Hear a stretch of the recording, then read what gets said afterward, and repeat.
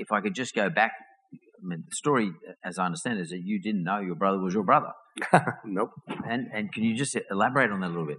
I'll give you the short version. Yep. Otherwise, we'll be here for another 20 minutes, but on this story alone.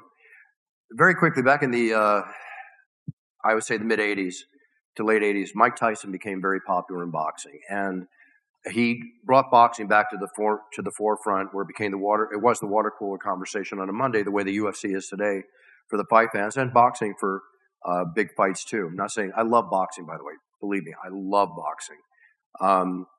When that was happening, my dad, even out of the womb, had me watching boxing because my dad was a boxer. My grandfather was champion of the world in boxing in 1921. His name was Johnny Buff. He was the flyweight bantamweight champion. And it's in our blood. So I was always watching boxing, Tuesday night fights, Friday night, Saturday night, Sunday, Wide World of Sports, all that. All of a sudden, this man came out. And you never really paid that much attention to the ring announcer. But this very handsome, debonair, exquisitely dressed individual came out, and he's like, let's get ready to rumble. And he's got this magnificent voice. And they put his name on the screen. It said Michael Buffer. I'm like, what? Now, I own telemarketing companies in my 20s and my 30s. And that's how I cut my teeth in business at 18, right into college. I went into telemarketing, which taught me a lot too. That's a whole nother story.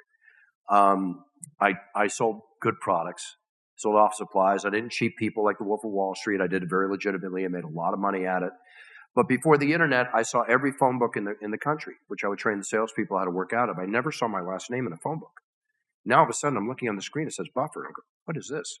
So about 6 months later, as he starts getting popular, people are stopping me. My friends are stopping me saying, is that your brother, Michael Buffer, the guy that goes, let's get ready to rumble? How'd he look? How'd he look? Like you.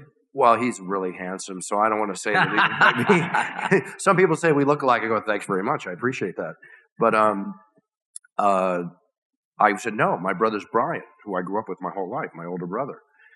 And it got to the point that it happened so much, I just got this sixth sense and this gut feeling. I started calling the offices of Don King and Bob Arum and other people in the boxing business. Who is this guy? What is he? And I found out he grew up in New Jersey, very close to where I grew up in Philadelphia. And I found all these close-knit things. So one time he was out doing a fight in Los Angeles at a small place called the Reseda Country Club. And we were watching it on TV, and my brother Brian and I pushed my father to call the venue and leave a message for Michael to call him. Well, Michael called him back. They met for lunch. It turned out to be his son. My dad never told me. He never told me that Michael existed. So what happened is that we were driving up north one day, and this is before I had to make that phone call, and I told him what I'm telling you about how people are stopping me, who is this guy, and I got this. I think that might be your brother. I'm 28 years old. I go, Dad, what are you talking about? I have a brother? His son, I never told you. I was 20 years old. It was World War II. I was going off to the Pacific to do my duty. I was married at a young age. I came back 9 months later. A child was born. A divorce ensued. And the last time I saw the child was when he was 2.5. It was just one of these strange stories. So Michael was raised under the name of Huber. And he was raised by foster parents that his mother put him with, but he was never formally adopted. So when he was 20 years old himself and he went in the Army, they said, during the Vietnam War, they said, you're not Michael Huber, you're Michael Buffer, right? Had that not happened, I probably would not be here talking to you today. It's amazing how life has the forks in the road that take place. And he said he grew up with a Leave It to Beaver lifestyle. He had great foster parents. And when he and my dad got together, they got along famously, and we all got together. And I started going to Vegas to go to the fights, and we'd go out, we'd have fun together, we'd party together, the whole bit. And I had an epiphany, and I owned 2 companies. I was making tremendous money back in around 93, 94. And I saw the Riddick Bowe of Evander Holyfield fight. It was November 16th, 1994, if I'm not mistaken, 93. And I may be wrong on the date, so pardon me about that. And it was watching that fight in Vegas when I saw everybody jumping out of their seats when he did the Rumble. I went back to my hotel room, and instead of going to play blackjack and partying and having the fun we like to have in Vegas, I couldn't stop. I started writing down 3 pages of notes. Put them on the football fields, put them here, commercials, TVs, toys, trademark this phrase, let's get ready to rumble, make it part of American culture. And I thought to myself, wow, he's never even made a hat or a T-shirt, never had an agent. And I met with him later, and I said, I want to make you richer and more famous than you ever dreamed, hopefully myself in the process. But to do this, I'm going to sell both my companies. I'll quit with the money I have in the bank. I need to be your manager. and an equal partner if I create a video game or a toy or something like that.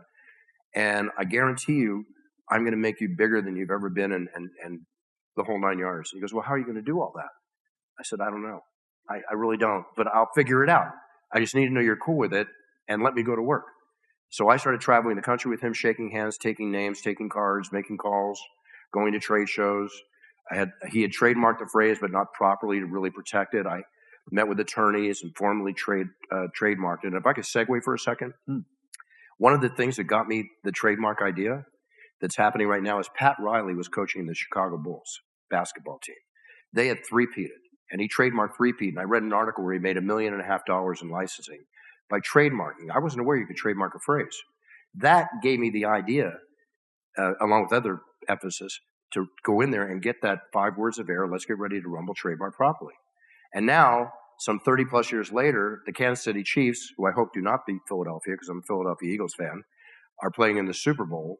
And if Kansas City wins for the third time, it just came out in an article a couple weeks ago that Pat Riley stands to make millions of dollars because he owns his trademark three-peat. Three-peat. Yeah. So everyone in this room is now thinking about Penrith Panthers, and they're coming for their 5-peat this year if they do it.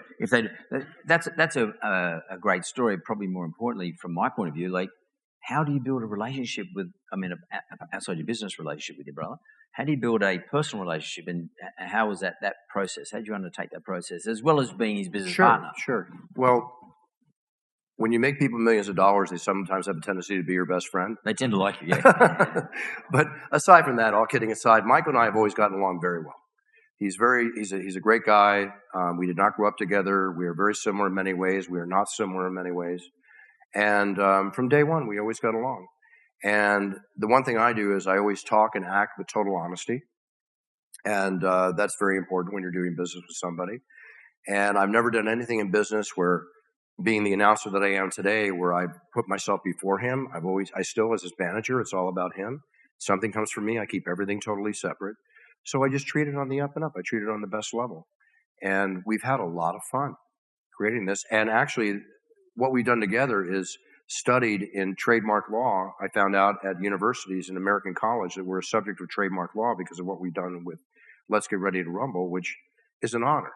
You know, there's a lot of experiences in life you had. I've had, as we've all had, but I've had tremendous experiences. I can go on and on and tell you, whether it's in sports and entertainment, things I've done, people I've met. And yeah, making money is really great, but obviously an emphasis to do everything that I love because I love making money. But the experiences and the enhancement you get from the experiences and the character buildup you get from the experiences are so valuable in themselves too.